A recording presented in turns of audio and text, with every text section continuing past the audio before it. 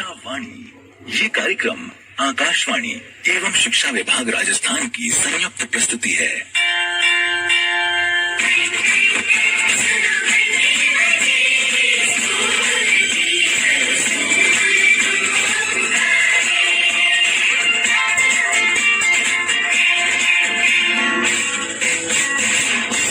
Hello प्यारे बच्चों, कैसे हैं आप? आपका पसंदीदा कार्यक्रम शिक्षावाणी आ चुका है। मुझे मालूम है घंटी बजते ही आप तैयार हो जाते हैं इस शिक्षावाणी प्रोग्राम को सुनने के लिए। तो बच्चों, मैं बताती हूँ आपको आज के प्रोग्राम में मैं आपकी दो शायस्ता क्या क्या सुनवाऊंगी। तो बच्चों, सबसे पहले हम सुनेंगे मीना की कहानी। आहा, मीना की कहानी सुनते ही आप बड़े खुश हो जाते हैं। और मीना की कहानी में हम सुनेंगे आज काकी की कहानी। काकी बहुत ही अच्छी कहानी है, तो काकी की कहानी सुनने के लिए तैयार है आप? और साथ ही हम सुनेंगे समय प्रबंधन के बारे में, और हमारे अध्यापक अशोक चौरड़िया हमें बताएंगे वक्त की कीमत की क्या होता है वक्त। और साथ साथ हमें लोहित तेलंग जी बताएंगी बच्चे खेल खेल में कैसे नई चीजें सीख सकते हैं। तो भाई तैयार हो जाइए, शुरू करते हैं हमारा ये प्रोग्राम। आप सुनेंगे मीना की कहानी।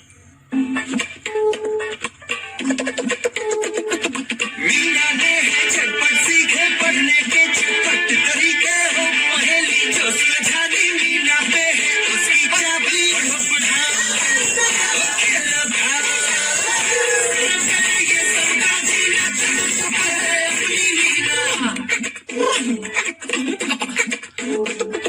अंग्रेजी या ताता भिन्ना हो, पहाड़ी या हो गिनना, कैसे भी हो कठिन सवाल मीना कर दे सब खुशहाल। पढ़ो पढ़ा ये सबका जीना चमक है अपनी मीना।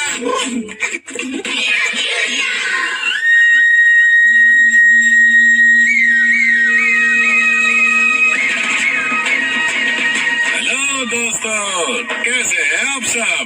मजे में है ना? मैं भी बिल्कुल मजे में हूँ। आप सबकी चिट्ठियाँ मिलती रहती हैं, बल्कि बहुत अच्छा लगता है। ऐसे ही हमेशा प्यारी प्यारी चिट्ठियाँ लिखते रहना। लो, चिट्ठी का नाम लिया और डाकिया बाबू सामने आ गए। ये तो मीना के घर की तरफ जा रहे हैं। लगता है मीना के बाबा को भी किसी ने चिट्ठी लिखी है। आओ देखते हैं। कौन? मैं हूँ मीना बिटिया। नमस्ते डाकिया चाचा। कैसी हो मीना बेटी? मैं तो अच्छी हूँ। हमारी कोई चिट्ठी आई है? चिट्ठी आई है, जल्दी चल आइए। हाँ भाई मिठू, ये लो मीना, तुम्हारे बाबा के लिए है। अच्छा मीना, मैं चलता हूँ, अभी बहुत चिट्ठियाँ बांटनी है। डाकिया चाचा, एक बात पूछूं? हाँ बेटी, पूछो। आप कितने सालों से ये चिट्ठियाँ बांटने का काम कर रहे हो?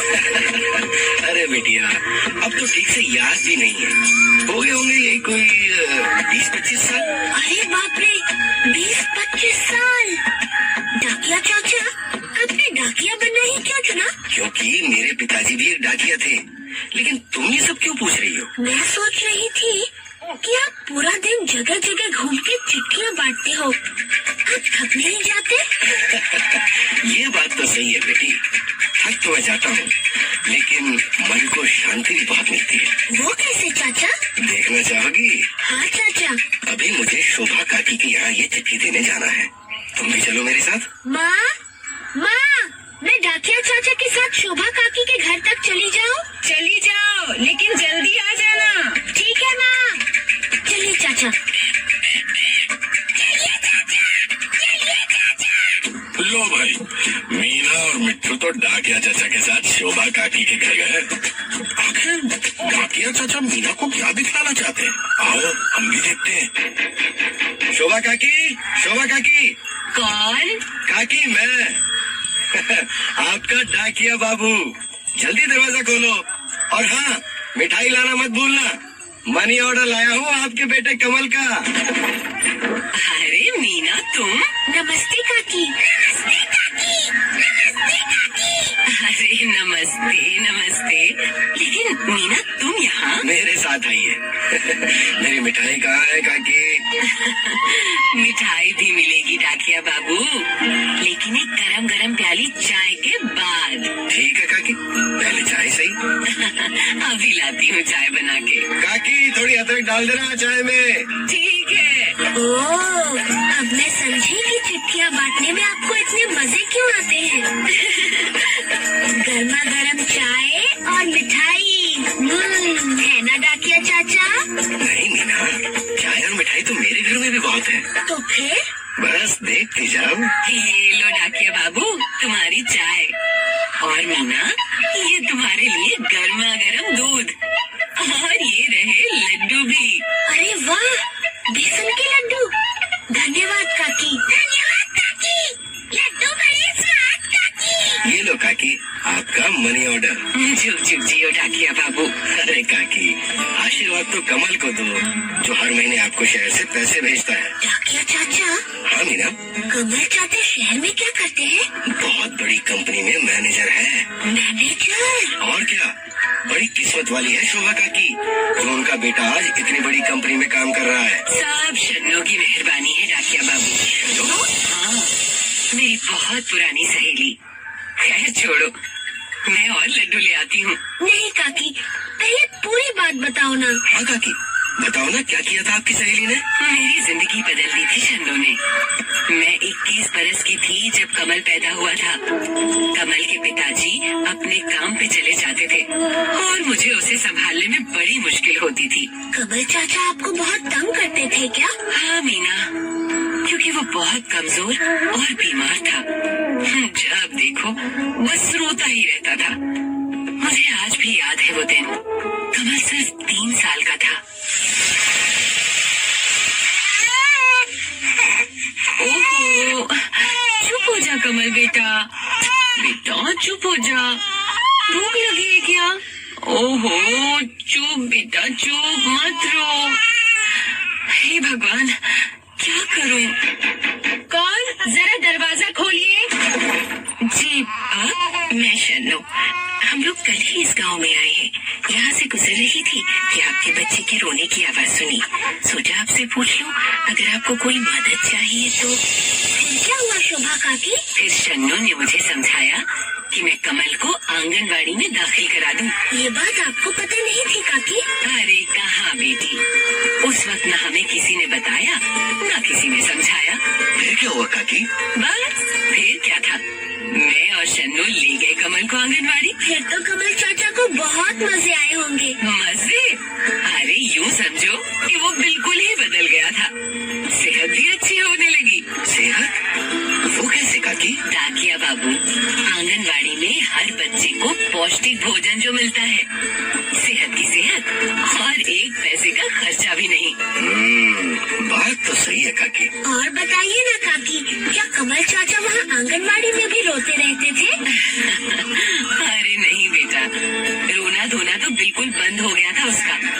अब तो ना वो पहले की तरह किसी से शर्माता था और ना ही बात करने में घबराता था। रोज आंगनवाड़ी से वापस आके कोई नई कविता या कहानी सुनाता था।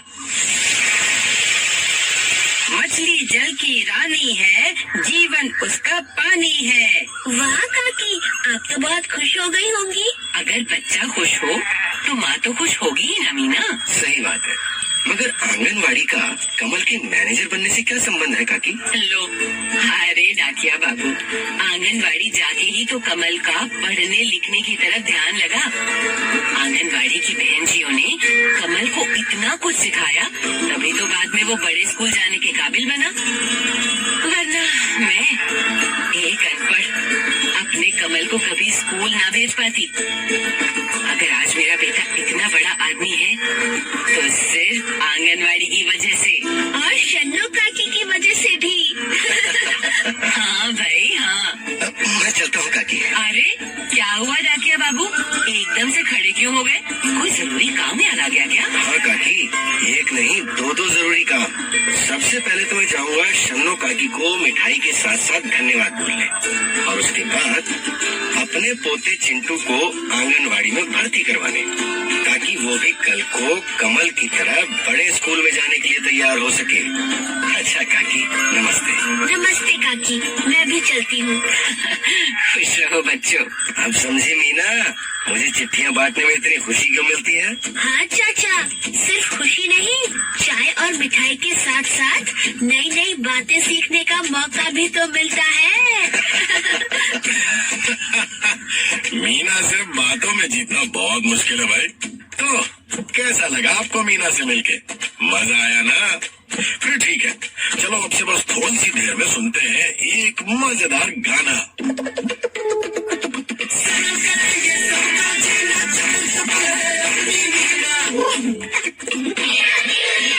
जिंदगी की दौड़ में रहना सबसे आगे, जल्दी जल्दी दौड़ो, सारे पीछे पीछे भागे। खूब बढ़िया कविता बनाई है मीना और मिट्टू ने। चलो अब सुनते हैं एक गीत को संगीत के साथ।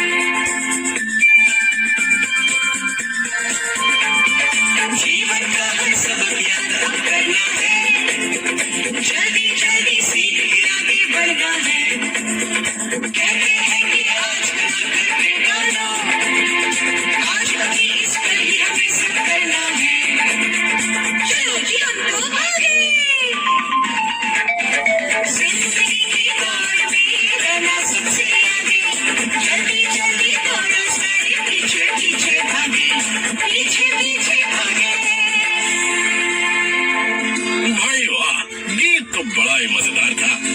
और अब वक्त है खेलने का। आओ जरा देखें तो मीना के बहन जी आज अपनी कक्षा में बच्चों को कौन सा खेल खिला रही हैं? प्यारे बच्चों, आज खेलते हैं नाम अनेक अक्षर एक। आज मैं आपको एक अक्षर दूंगी और उस अक्षर से आप मुझे किसी व्यक्ति, जगह, जानवर और संस्था का नाम बताइए। नाम, जानवर, चीज, जगह एक अक्षर से सही बना। बिल्कुल सही। तो आज का अक्षर है माँ। सबसे पहले बताओ, माँ से किसी मशहूर व्यक्ति का नाम। मोहनदास करमचंद गांधी। शाबाश सुमी। और हम उन्हें एक और नाम से भी जानते हैं, है ना? बापू। हाँ, और बापू की एक मशहूर यात्रा का नाम कौन बताएगा? दांडी यात्रा। शाबाश मीना। अब माँ से किसी जानवर का नाम बताओ। मगरमच्छ। शाबाश मोनू। पता है, मगरमच्छ ऐसा जानवर है जो पानी और धरती दोनों पे रह सकता है और उसकी आंखें उसके सर के ऊपर होती हैं। सर के ऊपर? हाँ, तभी तो वो पानी में रह के भी सब कुछ देख सकता है। चलो बच्चों, अब माँ से शुरू होने वाली कोई चीज। मटका, मटर, मूर्ति। शाबाश। और जगह? मणिपुर। शाबाश मीना। और मणिपुर की राजधानी जानते हो? इंफाल। बिल्कुल ठीक। मजा आया बच्चों? बहुत मजा आया बहन जी। तो आपको भी मजा आया ना? फिर मिलते हैं एक नई कहानी और एक नए खेल के साथ। तब तक अपनी प्यारी मीना को चिट्ठी लिखना मत भूलना, चाहे वो आपके सुझाव हो, आपके विचार हो या आपके अनुभव। और मेरा पता है मीना की दुनिया, UNICEF, post box number 3008, Lodhi road, HPO, नई दिल्ली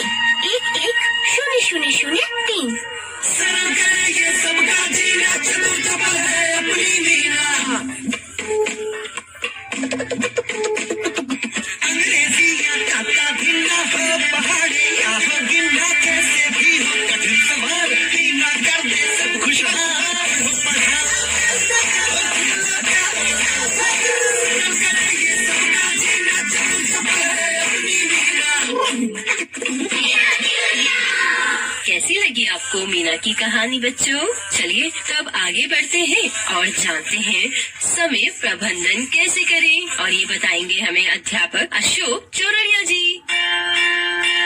समय की धारा में बहते बहते हम आज यहाँ तक आए हैं। बीती सदियों के आंचल से कुछ फूल सुनहरे लाए हैं। हो मंगलमय जीवन पृथ्वी पर, मिटे कोरोना का कटु उत्पात, फिर वसुंधरा हो हरी भरी, हर मन गाए सुप्रभात सुप्रभात। बच्चों, काल चक्र अर्थात समय का पहिया जो निरंतर अग्रगतिशील है, वह कभी भी नहीं रुकता और कभी भी पीछे की ओर नहीं चलता। भूत, वर्तमान, भविष्य तीनों को ही हम समय विभाजक के रूप में स्वीकार करते हैं। समय अपने आप में समयातीत है। बच्चों, आप भली भांति जानते हैं कि सृष्टि का आदिकाल पाषाण युग था। सभी कामों में पत्थरों का उपयोग होता था। राजतंत्र भगवान ऋषभ के साथ शुरू हुआ।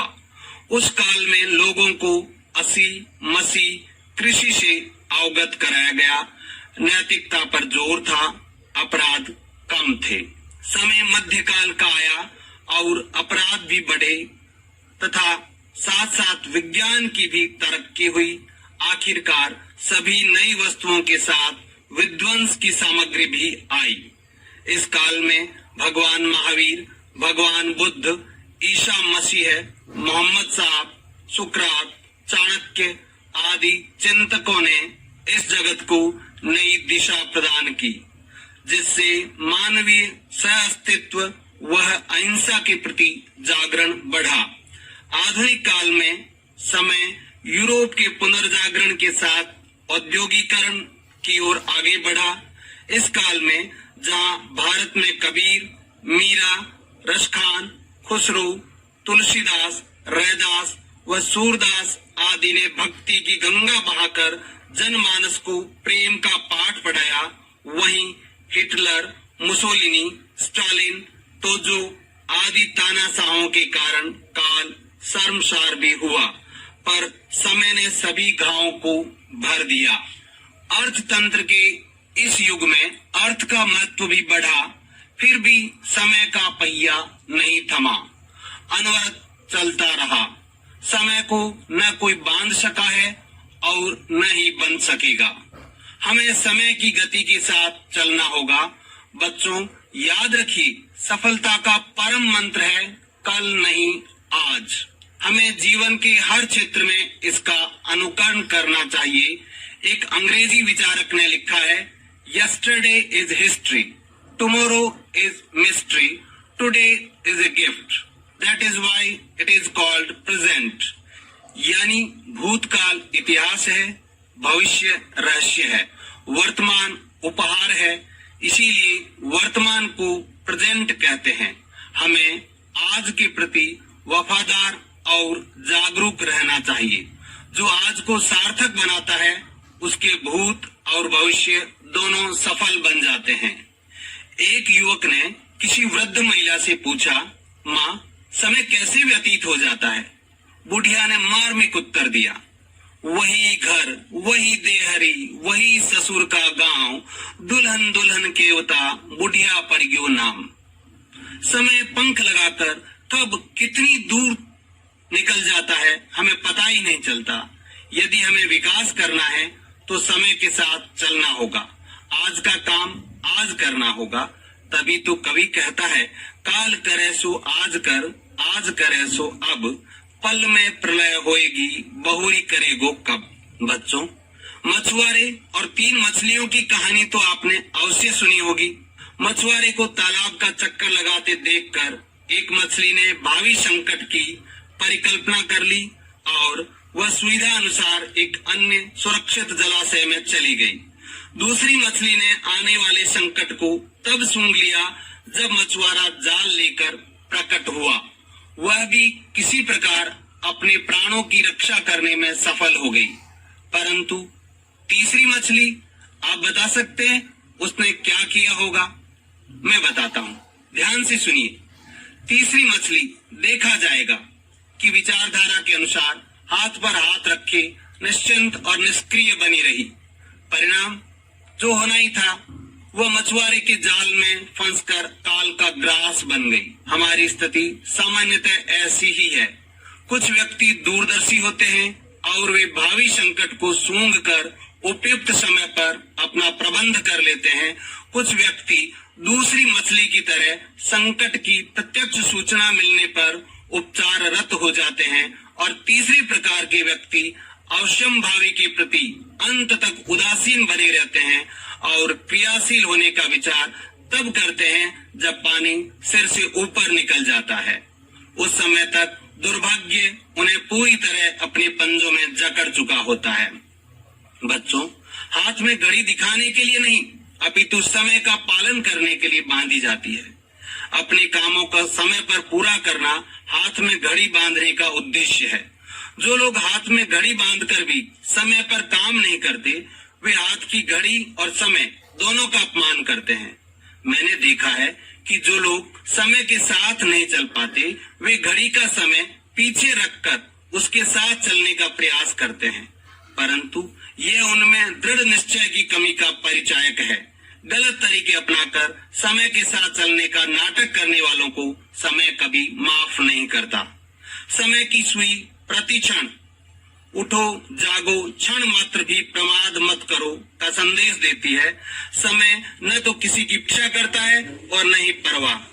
पृथ्वी पर पाए जाने वाले सभी प्रकार के जीवों में सर्वाधिक शक्तिशाली मनुष्य का भी इस समय को कोई भय नहीं है। वह आगे की ओर बढ़ता रहता है। उसे पीछे देख बहुत प्रयास किया, कार नहीं चली। वह थक गया। कार के पास खड़ा वह किसी के सहयोग की प्रतीक्षा कर रहा था।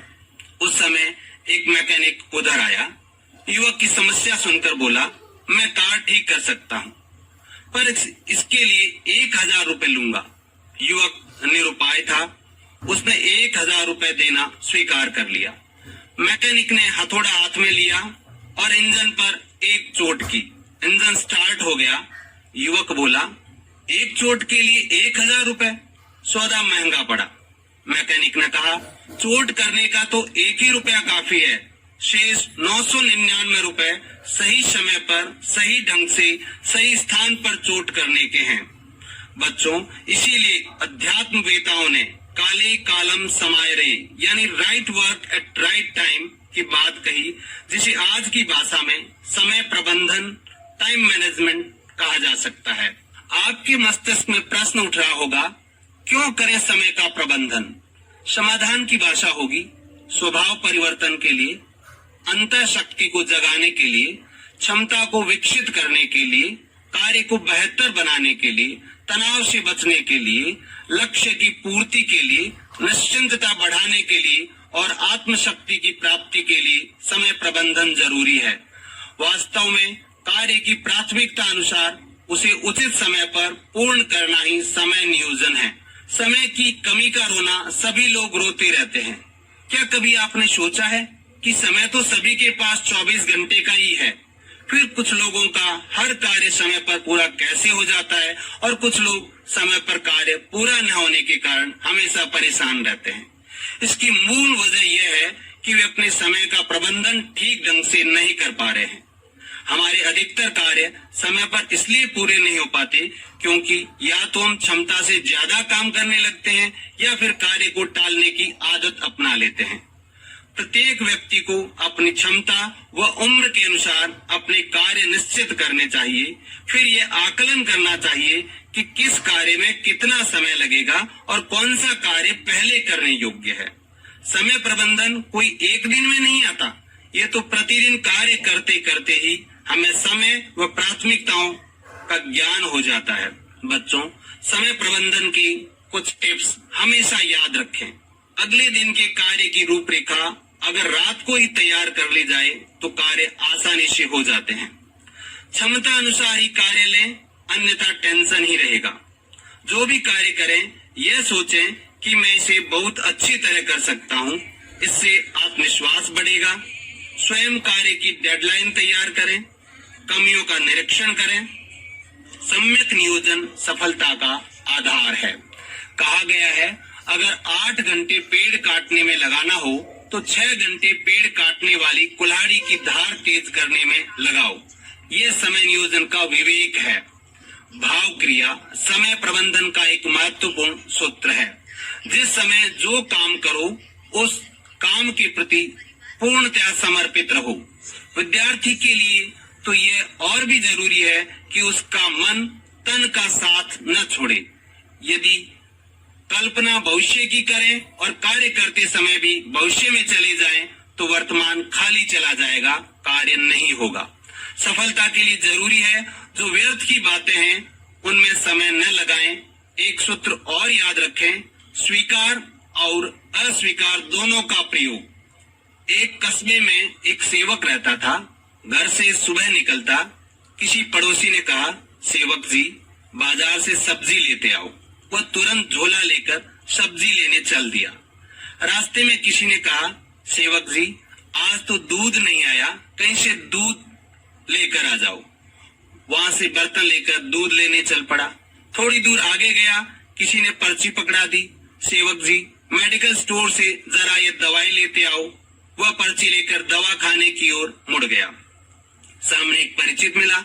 उसने कहा, शहर से बेटी आने वाली है, वह अभी आई नहीं है, तुम शहर जाकर उसे ले आओ। वह शहर जाने वाले ऑटो में बैठकर चला गया। अब पीछे साग सब्जी वाले प्रतीक्षा कर रहे हैं। दूध की प्रतीक्षा की जा रही है। दवा का इंतजार हो रहा है। क्या वे उन्हें मिलेंगे? क्या उनकी प्रतीक्षा पूरी होगी? शहर से लौटने पर भी मिलेंगे या नहीं, कहा नहीं जा सकता। तात्पर्य यह है कि जो मना करना नहीं जानता वह समय का नियोजन नहीं कर सकता। समय का सम्यक नियोजन वही कर सकता है जो ना कहना जाने, जिसमें अस्वीकार की शक्ति हो। जो केवल स्वीकार को ही शक्ति मानते हैं वे भ्रम में हैं। अस्वीकार के बिना स्वीकार की शक्ति कमजोर हो जाती है। हाँ और ना, ये दोनों शब्द हमारे जीवन की दिशा का निर्धारण करते हैं। हाँ जरूरी है तो ना भी उससे कम जरूरी नहीं है। समय प्रबंधन के लिए तो ना बहुत ही जरूरी है। जिनमें ना कहने की क्षमता नहीं है वे दूसरों को भी धोखा देते हैं, अपने आप को भी धोखा देते हैं। उन्हें ये उपालंभ में सुनने को मिलता है, आपने मेरा इतना समय बर्बाद कर दिया, पहले ही मना कर देते। समय प्रबंधन का एक आवश्यक सूत्र है नियमितता। महात्मा गांधी ने कहा है, कार्य की अधिकता नहीं, कार्य की अनियमितता ही आदमी को मार डालती है। ब्रह्म वेला में जागरण की बात हो या दैनिक व्यायाम की बात, नियमितता से क्रियाएं आदत बन जाती हैं और जीवन में अपना रंग बिखेरने लगती है। इनके सकारात्मक परिणाम परिलक्षित होने लगते हैं। इस संदर्भ में एक प्रेरक प्रसंग है, ध्यान से सुनिए। अमेरिका के राष्ट्रपति जॉर्ज वॉशिंगटन की नियमितता विश्व प्रसिद्ध थी। वे हर कार्य को नियत समय पर करते, 1 मिनट भी इधर उधर नहीं करते। कोई करता तो उन्हें पसंद नहीं आता। एक दिन सेक्रेटरी के आने में देर हो गई। जॉर्ज ने देर से आने का कारण पूछा तो सेक्रेटरी ने घड़ी दिखाते हुए कहा, घड़ी पीछे चल रही थी इसलिए समय का पता नहीं चला। जॉर्ज कुछ नहीं बोले। दूसरे दिन सेक्रेटरी फिर देरी से आया, कारण पूछा तो वही उत्तर दोहरा दिया। जॉर्ज ने कहा, तुम या तो अपनी घड़ी बदल लो, अन्यथा मुझे सेक्रेटरी बदलना पड़ेगा। उसके बाद घड़ी ठीक हो गई और सेक्रेटरी समय पर पहुंचने लगा। नियमितता के बिना कोई भी काम ठीक से नहीं होता। राजस्थानी भाषा की प्रसिद्ध कहावत है, सूत्या के पाडा जने। इस कहावत को जन्म देने वाला प्रसंग है, ध्यान से सुनिए। 2 भाइयों के पास 2 भैंसें थी, दोनों गर्भवती थी। दोनों का प्रसव समय निकट था। एक रात्रि में दोनों के प्रसव हुआ। जिस समय प्रसव हुआ उस समय एक भाई जाग रहा था, दूसरा भाई गहरी नींद में सोया था। जो भाई जाग रहा था उसकी भैंस ने पाडे को जन्म दिया।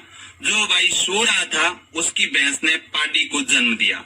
जागृत भाई तत्काल उठा, उसने पाडी को अपनी भैंस के पास और पाडे को अपने भाई की भैंस के पास सुला दिया।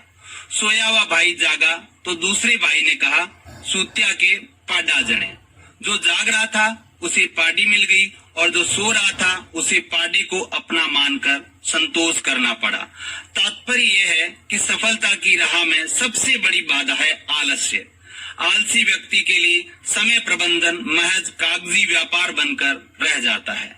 बच्चों, आप अपनी दिनचर्या की समीक्षा करके देखिए कि कहीं आपका ज्यादा समय व्यर्थ की चर्चाओं, टीवी देखने, सोने अथवा फालतू कार्य में तो नहीं जाता। यदि वास्तव में ऐसा है तो दृढ़ निश्चय के साथ प्रत्येक काम की समयबद्ध सारणी बनाकर उसका पालन कीजिए और फिर देखिए कि आप कितनी तेजी से तरक्की की सीढ़ियां चढ़ते हैं।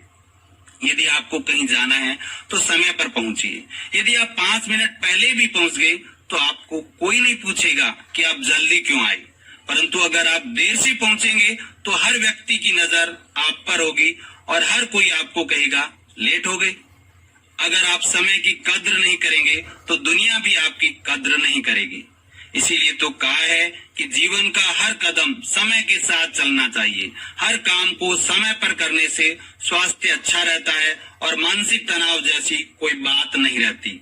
बच्चों, समय प्रबंधन करते समय ध्यान रखिए, समय का उपयोग न केवल स्वहित के लिए अपितु समाज और राष्ट्र के लिए भी करना चाहिए, जिससे हमारे समाज और देश का विकास संभव हो सके। यद्यपि हमारे द्वारा सकारात्मक कार्य करते रहने से अप्रत्यक्ष रूप से देश को सहायता स्वतः प्राप्त हो जाती है, तथापि कुछ ऐसी भी आवश्यकताएं हैं विकासशील राष्ट्रों की जिनमें सहयोग प्रत्यक्ष किया जाए तो बेहतर होगा, यथा पीड़ितों की सहायता करना, वृक्षारोपण करना इत्यादि इत्यादि। प्रत्येक देशवासी को अपने दैनिक कार्यक्रम में से राष्ट्र सेवा, समाज सेवा के लिए अवश्य समय नियोजित करना चाहिए। स्वार्थ सिद्धि ही मानव जीवन का चरम लक्ष्य नहीं है। हमारा जीवन राष्ट्र की संपत्ति है, अतः राष्ट्र हित में समय नियोजित करना हमारा पुनीत कर्तव्य है। एक बार भूत, भविष्य और वर्तमान तीनों में अपनी महत्ता को लेकर संघर्ष छिड़ गया। निपटारे के लिए तीनों मिलकर महाकाल के पास गए। तीनों ने अपनी अपनी महत्ता को उजागर किया।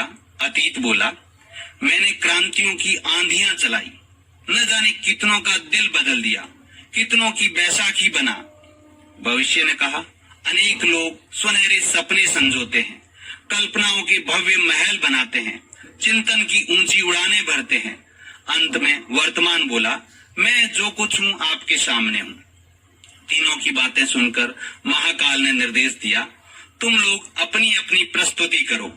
जब प्रस्तुति का समय आया तब वर्तमान बोला, मैं जो कुछ हूँ सामने हूँ। भूत और भविष्य दोनों मौन हो गए। निर्णय देते हुए महाकाल ने कहा, कुछ कर गुजरने का यदि साहस है तो केवल वर्तमान में ही है। जो लोग अतीत और अनागत में उलझ जाते हैं वे अपने जीवन में कभी नया काम नहीं कर सकते। शक्ति संपन्न होने पर भी सफलता उनसे रूठी रहती है। अधिकतर लोग भविष्य की चिंता फिक्र में इस कदर उलझ जाते हैं कि वे वर्तमान पल के अनमोल आनंद से वंचित रह जाते हैं या फिर नई नई कल्पनाओं के चक्रव्यूह में फंसकर अपने आज का गला घोंट देते हैं। बच्चों, जो समय को पहचानता है वही पंडित है, विवेक संपन्न है और समझदार है। अतः कल की चिंता से मुक्त हो वर्तमान का मूल्यांकन करो, क्योंकि विद्यमान पल में जीने वाला व्यक्ति सदैव सफल और सार्थक जीवन जीता है। किसी कवि ने वर्तमान के हर पल को जीने की प्रेरणा देते हुए कहा है, समेट लो इन नाजुक पलों को, न जाने ये लम्हे कल हो न हो भी ये लम्हे तो क्या मालूम शामिल उन पलों में हम हों या न हो। कुछ लोग केवल अतीत के गीत गाते हैं। अक्सर ऐसे लोग अतीत की मधुर स्मृतियों में खो जाते हैं या फिर धुंधले इतिहास की पीड़ा से कराहते हुए पश्चाताप के आंसुओं में डूबे नजर आते हैं। बच्चों, उचित यही है कि आप अपने भविष्य को भूतकाल की परछाई से बचाएं, ताकि आपका जीवन निराशा, कुंठा व नकारात्मक सोच से बच सके। एकांगी नकारात्मक सोच वाले कहते हैं, कोरोना ने जीना मुश्किल कर दिया, हमारा व्यापार चौपट कर दिया, हमारी नौकरी निकल गया। हाँ, ये सब कुछ हद तक सही है, लेकिन इसका एक उजला पक्ष भी है। सकारात्मक दृष्टिकोण से देखें तो हम पाएंगे कि इस महामारी ने हमारी झोली समय से भर दी। बस आवश्यकता है उसके सम्यक प्रबंधन की। आओ हम सब मिलकर गुनगुनाएं, कल का दिन किसने देखा है, आज का दिन हम खोएं क्यों। कल का दिन किसने देखा है, आज का दिन हम खोएं क्यों, जिन घड़ियों में हंस सकते हैं उन घड़ियों में रोएं क्यों, जिन घड़ियों में हंस सकते हैं उन घड़ियों में रोएं। तो समझ आई वक्त की कीमत क्या होता है समय। अब अध्यापक लोहित तेलंग हमें बताएंगे बच्चे खेल खेल में कैसे सीखें। प्यारे बच्चों, अगर मैं आपसे पूछूं कि आपको खेल खेलना कैसा लगता है, तो आपके चेहरे खुशी से खिल उठेंगे और आप निश्चय ही किसी न किसी खेल को खेलने के लिए तैयार हो जाएंगे। आपने अक्सर गली मोहल्लों में बच्चों को एकत्रित होकर खेलते हुए देखा होगा। भले ही वे कोई पारंपरिक खेल ना खेल रहे हों या कोई ऐसा खेल ना खेल रहे हों जो बहुत प्रसिद्ध हो, बल्कि कोई साधारण सा खेल खेल रहे हों, तब भी उनके चेहरे पर एक प्रसन्नता झलकती है और वे उस खेल को खेलने में इतने व्यस्त हो जाते हैं कि उनके आनंद की सीमा नहीं रहती। मम्मी पापा आवाज लगा लगा कर थक जाते हैं, फिर भी बच्चे थोड़ी देर और खेलने दो ना की ही रट लगाए रखते हैं। गली मोहल्लों में ही नहीं, घर में भी यदि 2-3 भाई बहन होते हैं तो वे कभी भी चुपचाप नहीं बैठते, बल्कि कोई ना कोई खेल खेल रहे होते हैं। चाहे आप घर में हो, पार्क में हो, स्कूल में हो या घर के बाहर गली मोहल्लों में। रस्सी कूदना, रुमाल झपट्टा, kabaddi, kho kho, football, volleyball, cricket, गेंद फेंकना, रिंग फेंकना, चिड़ी बल्ला, बैट बॉल, गुल्ली डंडा आदि खेल खेलते हैं। खेल की कोई सामग्री ना होने पर कंचे, पत्थर के टुकड़े, जो भी साधन मिल जाता है उसी से आप खेलने लगते हैं, या फिर जमीन पर कुछ आड़ी तिरछी रेखाएं बनाकर खेलने लगते हैं। दौड़ना, भागना, कूदना, पकड़म पकड़ाई, बहुत सारे खेल हैं जिनसे आपका शारीरिक व्यायाम होता है, मानसिक और बौद्धिक विकास होता है और जिन्हें आप सहज ही मनोरंजन के लिए चुनते हैं। अब आपका खेलने का मन करता है तो खेल के कोई ना कोई साधन आप ढूंढ ही लेते हैं। अगर आपको बाहर खेलने का मौका मिलता है तो आप घर के अंदर ही सांप सीढ़ी, लूडो, कैरम, शतरंज, कई बार तो खेलने की कोई चीज ना होने पर भी घर में आसानी से उपलब्ध होने वाली चीजों से ही खेलना शुरू कर देते हैं। तो इससे पता चलता है कि बच्चों में खेल खेलने की स्वाभाविक प्रवृत्ति होती है। आप खेल खेले बिना नहीं रह सकते और खेलों से आपको आनंद की अनुभूति होती है। आप जानते हैं कि खेलों के माध्यम से आपके शरीर का संपूर्ण व्यायाम होता है। शारीरिक व्यायाम करने से जो लाभ आपको प्राप्त होता है, वह लाभ आपको खेल खेलने से भी प्राप्त होता है। हमारा शरीर स्वस्थ एवं आकर्षक बनता है, शरीर के दोष दूर हो जाते हैं, शरीर में स्फूर्ति आती है और आलस्य दूर हो जाता है। मनुष्य दीर्घायु प्राप्त करता है, शरीर की कार्य क्षमता बढ़ जाती है, शरीर के सभी अंग सुचारू रूप से कार्य करते हैं। मनुष्य अपनी समस्त इंद्रियों पर नियंत्रण करने की क्षमता प्राप्त करता है। व्यक्ति में सहनशीलता आती है क्योंकि कमजोर पर क्रोध अधिक हावी हो जाता है। स्वस्थ शरीर तथा स्वस्थ मस्तिष्क होने से जीवन में आनंद और प्रसन्नता बढ़ जाती है। ये सभी लाभ आपको अकस्मात ही खेलों से प्राप्त हो जाते हैं। बच्चों, क्या आप जानते हैं, इन खेलों के माध्यम से आप बहुत कुछ सीखते हैं, जैसे साथ साथ मिलकर कार्य करना यानी सहकारिता। जीवन के हर क्षेत्र में जैसे व्यापार, उत्सव, त्योहार, दैनिक जीवन की आवश्यकता के कार्य हमें लोगों के साथ मिलकर करने पड़ते हैं। तो मिलकर काम करना हम खेलों के माध्यम से ही सहज ही सीख लेते हैं। खेलने के लिए हमें एकमत होकर कार्य करना पड़ता है, जो हमसे कहा जाता है या जो खेल के लिए आवश्यक होता है। तो इससे हम सीखते हैं कि सफलता प्राप्ति के लिए हमें साथ मिलकर कार्य करना चाहिए, एक दूसरे का सहयोग करना चाहिए, एक दूसरे की बात माननी चाहिए, यानी आपस में सामंजस्य बिठाकर कार्य करना चाहिए। आपने अक्सर देखा होगा कि जब लोगों के विचार आपस में नहीं मिलते तो उनमें मतभेद बना रहता है। वे एक दूसरे का सहयोग करके कार्य नहीं कर पाते और ना ही आपस में सामंजस्य बिठा पाते हैं। उन्हें हमेशा कोई ना कोई विवाद होता ही रहता है। यह विवाद इसलिए होता है क्योंकि वह आपस में सामंजस्य बिठाकर कार्य नहीं करते हैं और एक दूसरे की सही बात को भी नहीं मानते हैं। जब हम खेल खेलते हैं तो हमें एक दूसरे का कहना मानना पड़ता है और संगठन में कार्य करना पड़ता है। यदि हम ऐसा नहीं करेंगे तो हम खेल में पीछे छूट जाएंगे, हार जाएंगे। और जीतने के लिए हमें चाहिए कि हम संगठित होकर कार्य करें और एक दूसरे का कहना माने। तो यह भावना भी बचपन से ही खेलों के माध्यम से ही हमारे अंदर आती है, जो हमारे सामाजिक जीवन में बहुत काम की होती है। नेतृत्व क्षमता यानी किसी भी संगठन या समूह की अगुवाई करना। बच्चों, जीवन के हर क्षेत्र में नेतृत्व क्षमता की आवश्यकता होती है।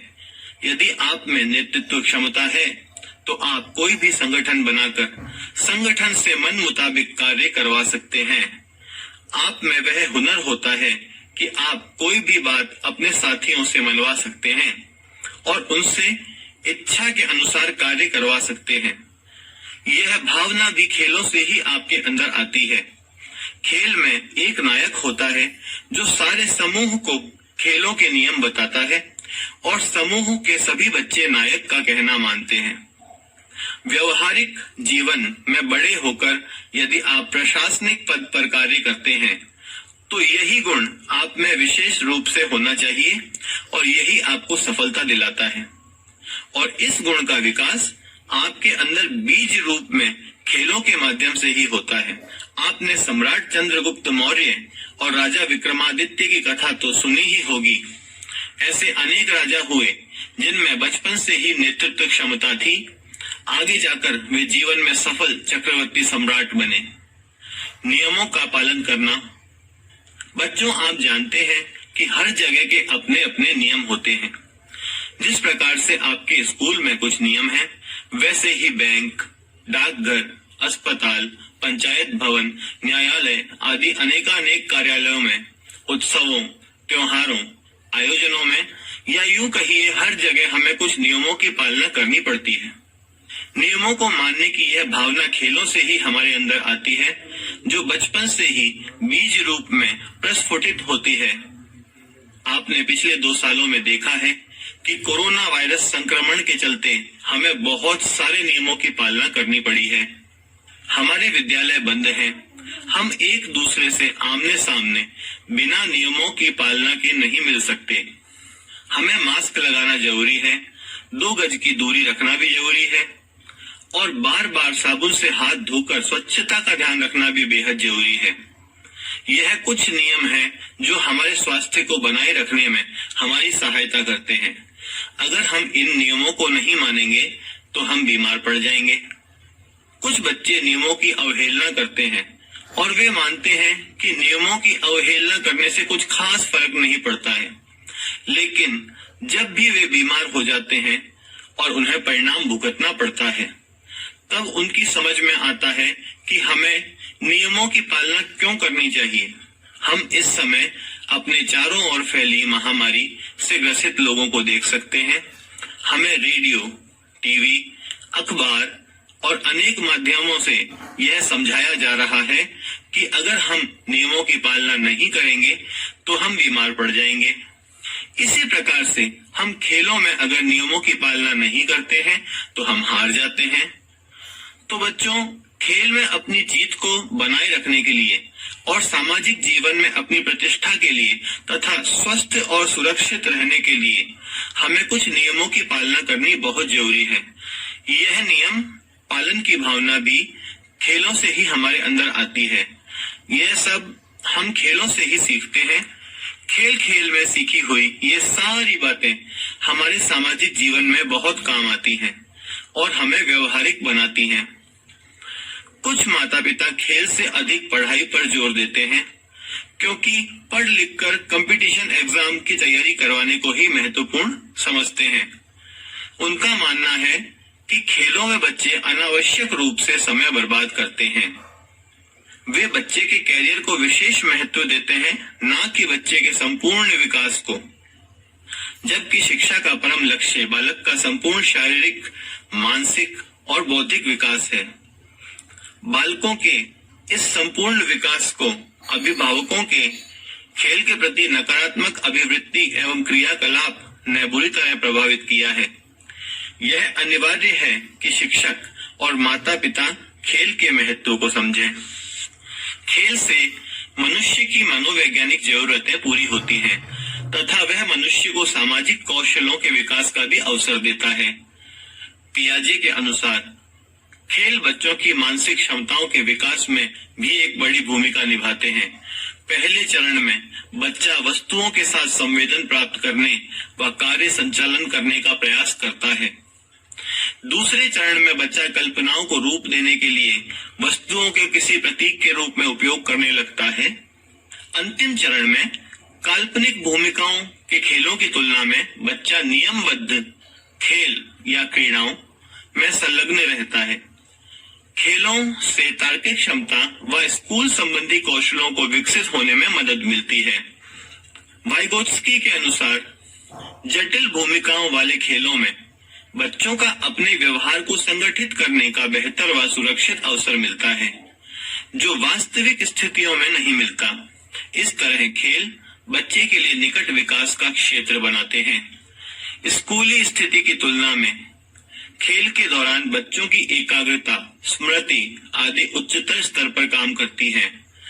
खेल में बच्चे की नई विकासमान दक्षताएं पहले उभर कर आती हैं। खेल नाटकों में बच्चा अपने आंतरिक विचार के अनुसार काम करता है और मूर्त रूप में दिखने वाली वस्तुओं से बंधा नहीं रहता। यहीं से उसमें अमूर्त चिंतन व विचार करने की तैयारी होने लगती है। यह लेखन की भी तैयारी होती है, क्योंकि लिखित रूप में शब्द वस्तु जैसा नहीं होता, उसके विचार का प्रतीक होता है। खेल शिक्षण अधिगम प्रक्रिया को भी बहुत सरल बनाते हैं और इससे बच्चे हमेशा स्थायी रहने वाले ज्ञान को अर्जित करते हैं, और वह भी आनंददायी तरीके से, रुचि के साथ, बिना किसी मानसिक तनाव के खेल खेल में सीखते हैं। शिक्षक बच्चों को खेलने का पर्याप्त समय व साधन देकर, विषयों का सुझाव देकर, झगड़ों का समाधान करके खेल को और समृद्ध बना सकते हैं। हम सभी गतिविधियों को ऐसे खेलों की श्रेणी में नहीं रख सकते जिनसे बच्चे बहुत कुछ सीखते हैं या अधिगम प्राप्त करते हैं। खेल की कुछ विशेषताएं होती हैं जिनके आधार पर खेल माने जाने वाली गतिविधियों को पहचानने में मदद मिलती है।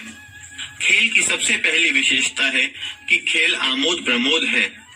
खेलने में मजा आता है। कोई भी ऐसा कार्यकलाप जिसमें बच्चों को आनंद मिलता है, खेल है। एक ही कार्यकलाप किसी के लिए खेल हो सकता है और वहीं दूसरे के लिए कार्य। उदाहरण के तौर पर, जब बच्चे कक्षा में सिक्कों को पहचानना सीख रहे हैं तो वे कार्य कर रहे हैं, परंतु जब वे सब्जी खरीदने और बेचने का खेल खेलते हैं और इस प्रक्रिया से स्वयं ही सिक्कों की पहचान करना सीख जाते हैं, तब यह गतिविधि खेल बन जाती है। खेल अपने आप में ही आनंददायक है। खेलने से बच्चों को बहुत संतोष मिलता है। जब बच्ची बार बार सीढ़ी पर चढ़ती है और उससे कूदती है तो ऐसा वह इसलिए करती है क्योंकि उसे मजा आता है। ना तो यह क्रिया वह अपना कौशल दिखाने के लिए कर रही है, ना ही इनाम पाने के लिए। आनंद के साथ साथ ऐसा करते समय बालिका के शारीरिक और क्रियात्मक कौशलों का अनायास ही विकास हो रहा है, जबकि यह उसका उद्देश्य नहीं है। खेल ऐसी क्रिया है जिसमें बालक बालिकाएं स्वेच्छा और खुशी से हिस्सा लेते हैं, अर्थात खेलने के लिए उन पर दबाव नहीं डाला जाता है। तब खेल में उनका योगदान सक्रिय होता है। अधिकतर ऐसा माना जाता है कि जब बच्चे खेल रहे होते हैं तो उस क्रिया के बारे में वे गंभीर नहीं होते हैं। यह धारणा बिल्कुल गलत है। बच्चे अपने खेल को बहुत गंभीरता से लेते हैं। अगर उनके खेल में कोई व्यक्ति हस्तक्षेप करे या उसमें बदलाव करे तो बच्चे इसे पसंद नहीं करते। बच्चों के अपने खेल क्रियाओं के अलग नियम होते हैं। शोधकर्ताओं ने यह जानने की कोशिश की है कि बच्चे अपना काफी समय खेल में क्यों व्यतीत करते हैं। इस बारे में अलग अलग विचार हैं। कुछ शोधकर्ताओं के मतानुसार खेल और जीवन की समस्याओं और वास्तविकताओं से पलायन है और दुखों को भुलाने का एक माध्यम है। कुछ व्यक्ति खेल को एक विश्रामदायक क्रिया के रूप में भी देखते हैं। अन्य लोगों का दृष्टिकोण यह है कि खेल द्वारा हमारे शरीर की अतिरिक्त ऊर्जा खर्च होती है। बच्चों के खेल के बारे में एक महत्वपूर्ण दृष्टिकोण यह है कि इसके द्वारा बच्चे वयस्कों की भूमिका निभाने के लिए तैयार होते हैं। अध्यापकों और अभिभावकों को चाहिए कि वे बच्चों को उचित निर्देशन प्रदान करते रहें और उन्हें अपनी निगरानी में रखें ताकि कोई भी समस्या आने पर उन्हें उचित सलाह दे सकें और साथ ही साथ किसी दुर्घटना की स्थिति में उन्हें बचा सकें। जैसे बिजली के स्विच बोर्ड्स, पानी, आग, पत्थर आदि नुकीली चीजें उन्हें चोट न पहुंचाएं, इसका हमें ध्यान रखना चाहिए। बच्चों को पानी से खेलना बहुत अच्छा लगता है, लेकिन पानी से खेलते समय उनका विशेष रूप से ध्यान रखना भी आवश्यक होता है। बच्चों को पानी से भरा बर्तन और कुछ अलग अलग तरह की वस्तुएं दीजिए जिसमें से कुछ पानी में तैरेंगे और कुछ डूबने वाली हों। जब बच्चे इन चीजों को पानी में डालेंगे तो वे देखेंगे कि कुछ पत्तियां, टहनियां और कागज के टुकड़े तो पानी के ऊपर तैरते हैं, जबकि चम्मच, पत्थर आदि पानी में डूब जाते हैं। इसके बाद बच्चों से इस विषय पर चर्चा कर सकते हैं कि क्यों कुछ वस्तुएं डूब जाती हैं और क्यों कुछ तैरती हैं। इस प्रकार बच्चों को खेल के माध्यम से रंग, आकार, अंक, मौसम, विभिन्न प्रकार की चिड़ियों और पौधों इत्यादि के बारे में जानने में मदद की जा सकती है।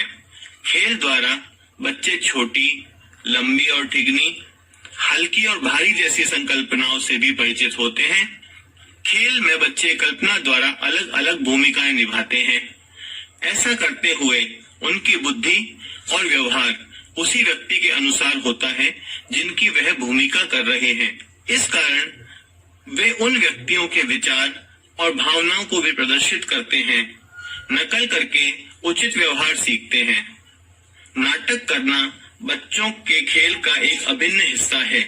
खेल में बालक बालिकाएं वास्तविकता से कटकर और बहुत कुछ सृजनात्मक करते हैं। एक टूटी प्लेट 3 वर्षीय बालिका के लिए टेबल बन जाती है और एक 10 वर्षीय बालक के लिए अंतरिक्ष यान। माचिस के डिब्बों की पंक्ति रेलगाड़ी बन जाती है और इस रेलगाड़ी से खेलते हुए बच्चे जंगल से गुजरने, नदी पार करने और डकैतों से लड़ने का नाटक करते हैं।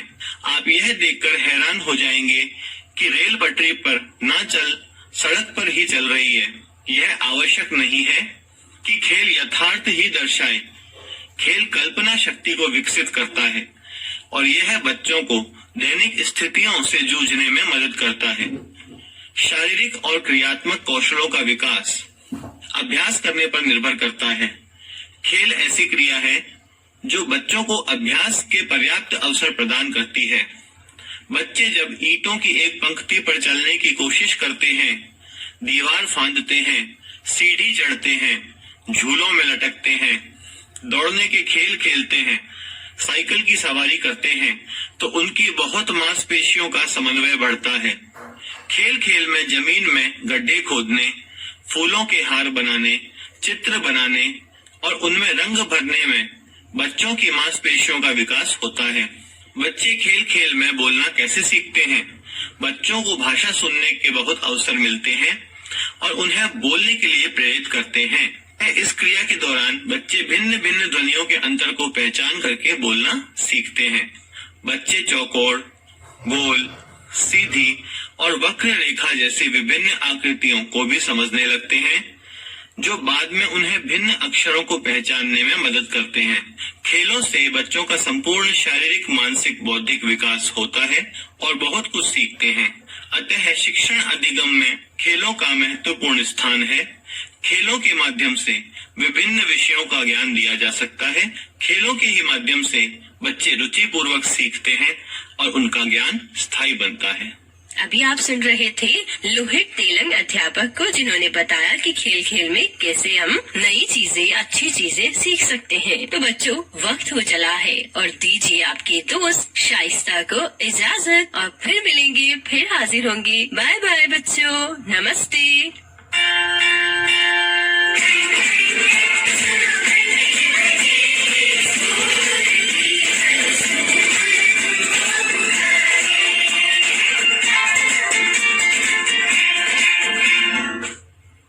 शिक्षावाणी का प्रसारण आकाशवाणी जयपुर अजमेर के आमेर चैनल से किया गया।